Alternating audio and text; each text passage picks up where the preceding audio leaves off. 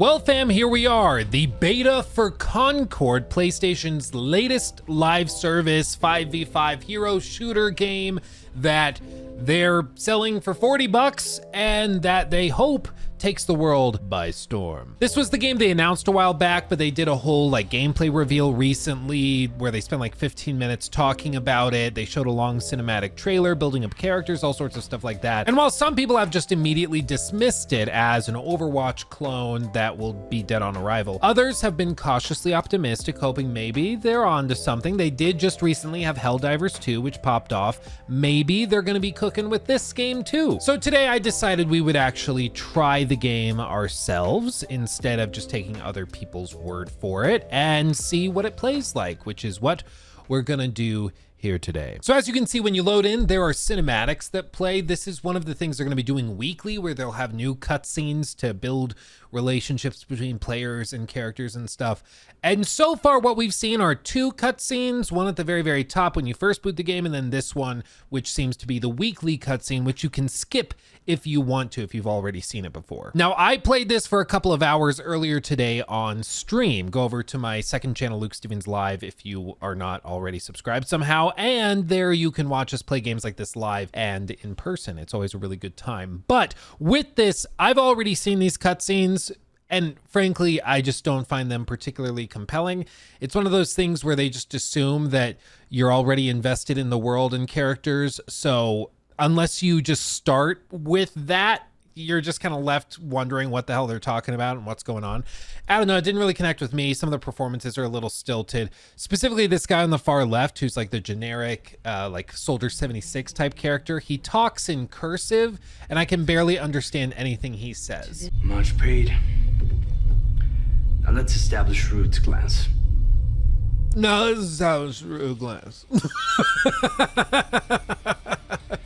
What is that, dude? Talk like a normal person. It's like when somebody's pretending to be a rock star, and so they're like, yeah, or what's his name? Austin Butler, I think is what it is. Is that his name? The guy that played Elvis. Yeah, Austin Butler. That guy, after he played Elvis, and then all of the interviews after that, he starts talking like trying to talk like Elvis. That's basically what just happened. Anywho, here we are in the actual game. As you can see, I've gotten myself to the little reputation level 8. All that means is that I have played a handful of matches, and it lets me get access to a couple of things that you wouldn't have access to before, such as a secondary play mode rivalry, and then also things like this within the free gunners tab, the crew builder. Now, if you look past the blueberry that's on the center of this frame and you go inside, this is one of the unique things that the game is doing. Basically, they allow you to build out a crew, and that crew is effectively a roster of different heroes that you can bring to matches, and then you select from that crew instead of just it being a total free-for-all of getting to pick whoever you want to pick. It's a somewhat novel idea. Basically, the idea is, unlike Overwatch, where you can just play and then hot swap to any hero in the roster in the middle of a match if you die, they wanted to counter that and make it so you're only able to pull from a very specific roster, so that you don't get the hard counters that you often get in hero shooters, where one character is weak to this character in this particular way. So the moment that player sees that happen, they just swap to the other character. And then it just goes round and round in a circle of everybody hard countering each other. At least with this, you don't have the option to do that. You can also see that we can customize the appearances of different heroes and stuff that are currently in the roster. And you also see over here, we have two different types of Lennox. This is differentiated, for one, by the outfit, but two, by this little mark and badge in the bottom left. Those are the traits that can be unlocked for each of these characters. In this case, the level 1 or type 1. In this case, the variant 1 combat trait for Lennox is dodge, reload, reloads equipped weapon during dodge. But if we go back and we look at the level, or the rather variant 2 option, it's extended mag. So instead of reloading when he dodges, we now have extra ammo for both weapons, which is a different thing. That's at least cool. It doesn't seem like one is particularly better than the other. It just depends on how you play him. So there's a little bit of variability there, and each of these characters should have different variants available for you to choose from. But that's enough of that. Let's just get into it. I'll start with Brawl because it's the sort of default starter mode that is more casual. We'll go into the rivalry mode here in a few minutes, and I'll show you that because It's pretty infuriating in multiple ways, but again, we'll talk about that. And here we are loaded in, and then we're going to get a series of establishing shots as we load in. One of the frustrations that I have is that these are pretty lengthy. Like the matchmaking time goes from being 2 to 3 minutes down to 25 seconds. It's all over the place. It is a beta, so we need to be cognizant of that. That could be a part of the reason why it's so inconsistent.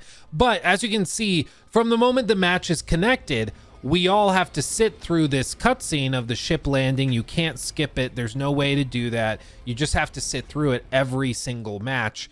And it gets a little annoying. You know, it's not quite on the cool level of something like, you know, the drop ships in Helldivers 2 or something. It's just a little bit less interesting than that to me, because it's just a ship landing, you know. But okay, we've selected our characters, and now we are going to actually get into the game.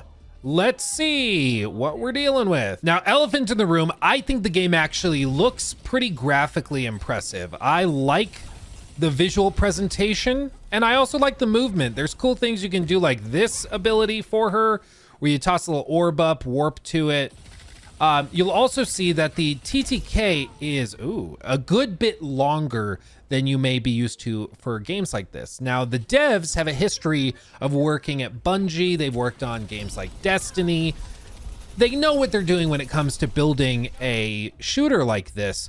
But if people were coming into it like expecting a one-to-one like Overwatch clone, you'll either be disappointed or pleased to see that it's different, because it is quite different. It does not play quite like Overwatch. It plays a good bit differently, which I can appreciate, because it would have been really easy for them to just do a one-to-one copy, but it actually feels somewhat novel, and I can appreciate that. What a time to reload. Oh God.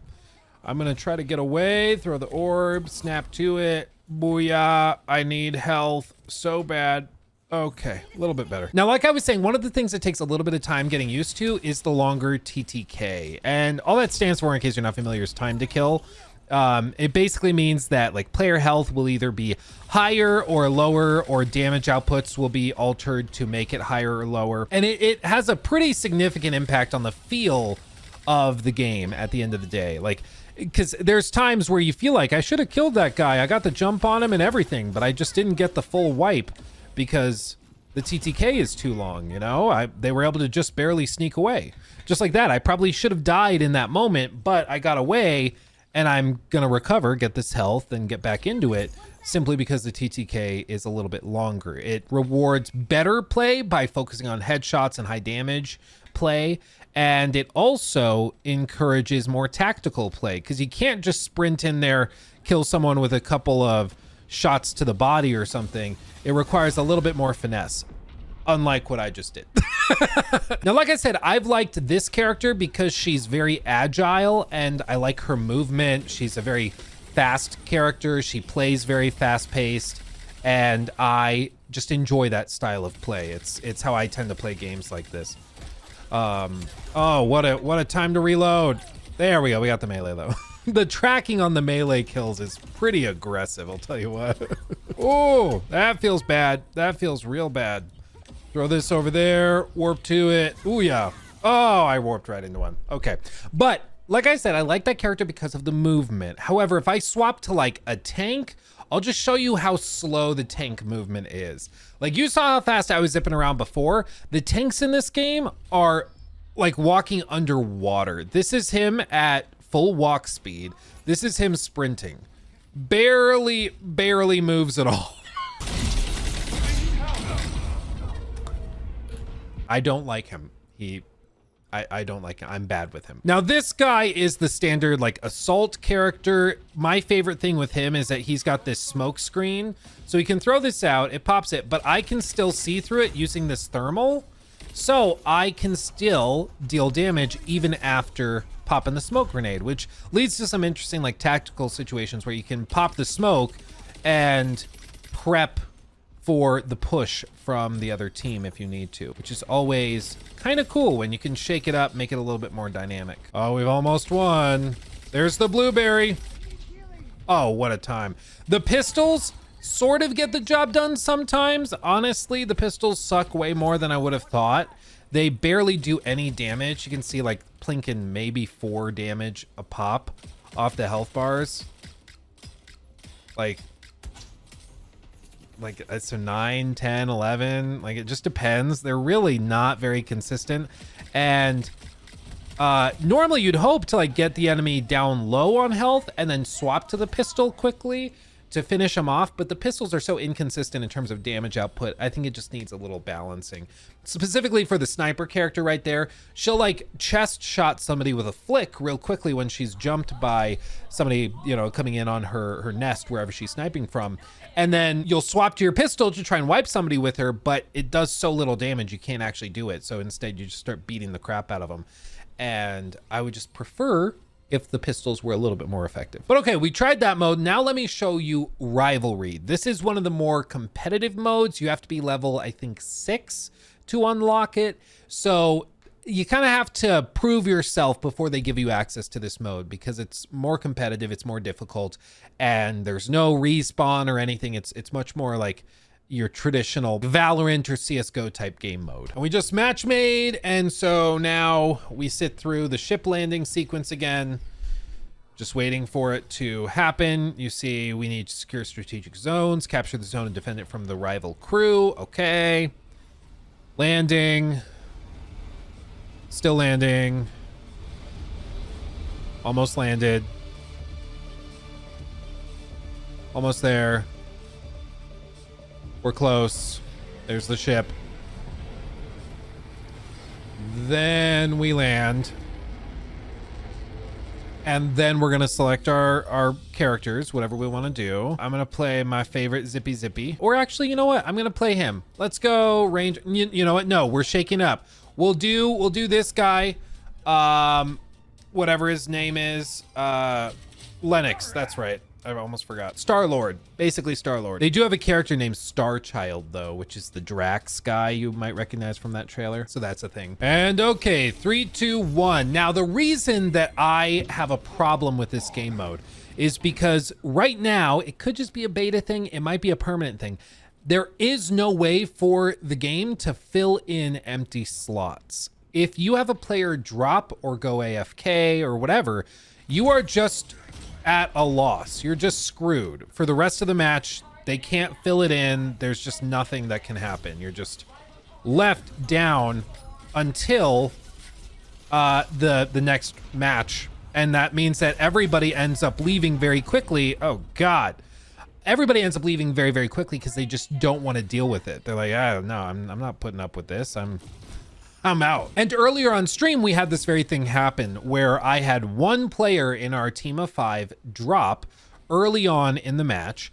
And after that, like, there was just no way for us to win because if the match is match made competitively, as it should be, you're just not going to win if you're going 4v5 in a match like this. It's just not going to happen. So it caused a lot of frustration because then another player left because they were pissed off, and then 2 other players left. So eventually I was just doing a 1v5 matchup, and of course it didn't end up going well. I will say graphically the game looks really good though. I mean, these character models are good, the animations are really good. This is also built around the PlayStation 5, so as a console game it looks really good. I don't think anybody is going to doubt the art direction or the graphics or anything like that. They've done a really good job here with that. The central question with Concord is just whether or not it's good enough to justify its $40 price tag. Because here's the thing, it's going head to head with games like Overwatch or Valorant or any other hero shooter or 5v5 shooter of any type. Like, they're going head to head with those guys, and basically every single one of its peers are free to play. They don't charge $40 up front. That's some weird like 2015 multiplayer crap. Like, this is not evolved from whatever that was, 2014, I think. This is 2024, a decade later. And when you charge $40 for your game, it better be worth it. Ah, I got her, but she got me. Bummer. It also doesn't seem to have a replay mode at all for watching back the kill cam, which it's just something I like in games like this. I don't know, again, if that's just a beta thing or if they're gonna add that later or if it's just not something they're doing in this game. I don't really know. Yeah, we blew that one. My bad, fam. Now, the other elephant in the room, and that's not a pun, is the character design. Like, a lot of the characters here are a little funky looking. I'm gonna be real. Like, there's just some bold choices with some of the layouts and designs. Like, they're not the worst I've ever seen by any stretch of the imagination, but they're definitely not good. And I've seen a lot of people complain about how pretty much all of the characters in this roster are just one-to-one, let's just say, similes of the like Overwatch lineup or the lineup of a lot of other hero shooters. And that's definitely fair. Like, they are very, very similar, but to a certain extent, I think I'll defend the game on this point, because if you give like a character in your hero shooter a sniper rifle, it is natural to want to give them, like, say, a grapple hook to get up to a vantage point to actually snipe. That, to me, just makes sense. I think that that's fair to do. Or, like, if you have a character that has a revolver-type weapon, it makes sense to probably give them, like, a smoke grenade or a grenade of some sort. That just lines up. But by doing both of those, you just made basically Widowmaker and Cassidy / McCree. So I get where people are coming from. Like, it certainly looks like it's just a one-to-one copy, but there's only so many archetypes you can have in a game like this. Like, that doesn't necessarily excuse it. Like, they still are very, very similar to each other, but I think it's more because Overwatch has been around for a decade now, and so they've had the chance to do pretty much everything before anybody else had a chance to do it. But again, that doesn't necessarily excuse it, because they still are very, very similar. And if people are frustrated by that, then that's just what they're frustrated by. But still, at the end of the day, it doesn't really matter, because if people have the impression and perception that this is just a clone of Overwatch, whether or not that is factually true, that's the perception you have to deal with. And that's something that they're going to need to try really hard to either differentiate themselves from, or they're going to have to try and really just own it and embrace it. I don't really know. As of right now, it seems like they're not really doing much of anything in response to it. They're just kind of going along with it. So we'll see if that affects the game, because other games like Lawbreakers have come out years and years ago, and they were compared to Overwatch, and those games died very, very quickly. So I'm wondering how this game handles the same potential difficulties. It'll be interesting to see. Oh yeah. Okay, we won, fam. We did it. Now, at the end of this, like, I want to share my overall thoughts on this stuff, because I think that this is a fine game. I think Concord is fine, even pretty good as a first-person shooter, 5v5 hero shooter, whatever category you want to toss it into. I think it's pretty good. Does that mean that therefore it's worth $40? In this case, I'm not so sure. Just because all of its peers, all of the competition that is in the same category and genre, they're all free to play. Like, this is $40 and has like all sorts of battle pass stuff. It has what they call jobs, which are like weekly challenges, as you can see. So they have seasonal stuff and challenges they're going to do. They have the free gunners. They have reputation systems. They're going to have microtransactions in this game, and it's $40. And that is one where I really struggle justifying when everybody else on the market is doing it free to play.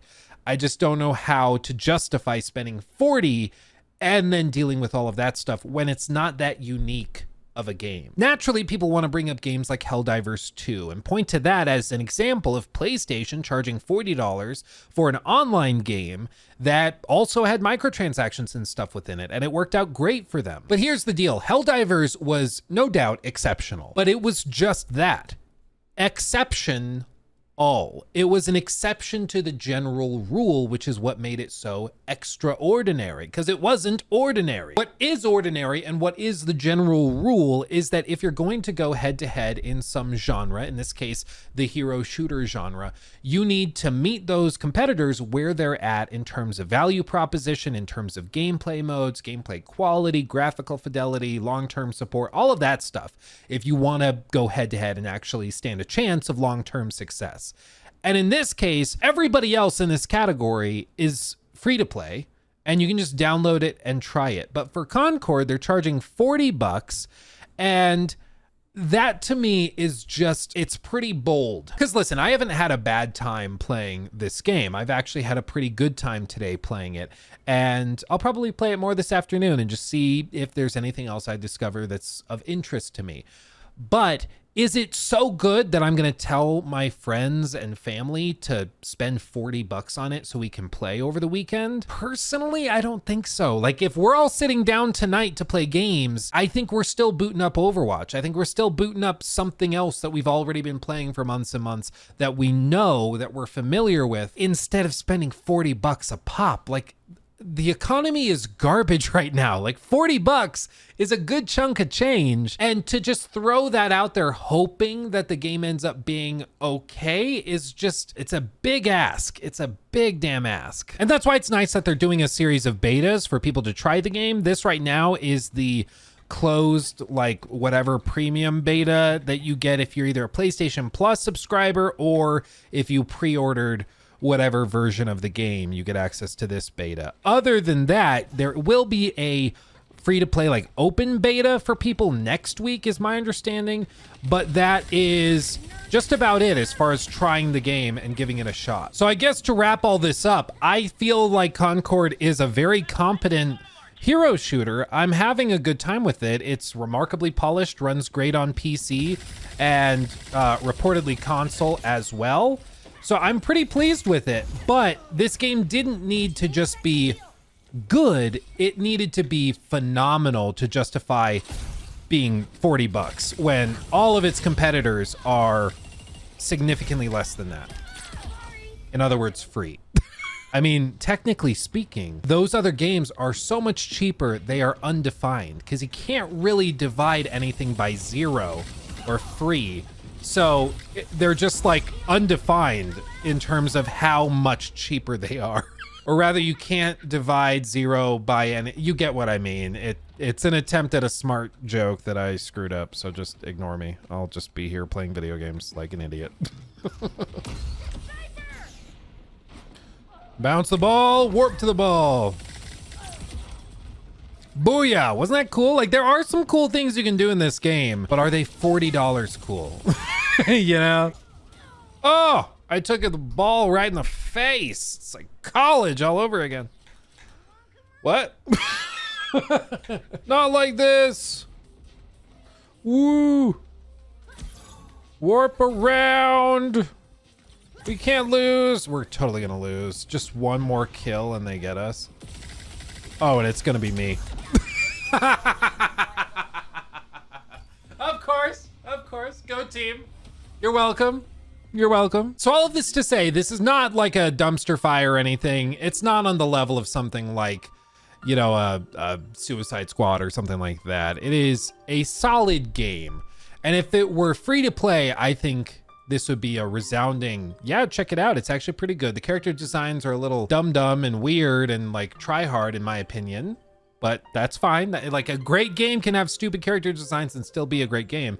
But the fact that it's pretty good, but also $40 in a market surrounded by other competitors that are free to play, I just don't know how I could justify spending $40 on it. But that's just me. Maybe as I play more, I'll fall in love with it even more and it'll hook me hook, line, and sinker, and I will become a major stan for this. I'm honestly not sure, but I'm gonna keep giving it a shot, see if it has any cool later game stuff in the beta that they have, but I will keep checking it out. Let me know. Are you playing it this weekend? Are you gonna try the open beta next week? Let me know. With all that said, thanks for watching, hanging out with me. Make sure to like the video if you enjoyed it. That actually does go a long way and really helps the channel. Subscribe if you haven't already. And like I said, go over to Luke Stevens Live, my second channel, and subscribe over there because we have a great time and we do stuff like trying this game live regularly. So head over there, check it out. It's a great time. But with all that said, thank you for watching. I love you all desperately. I'll see you in the next one. Hugs and kisses.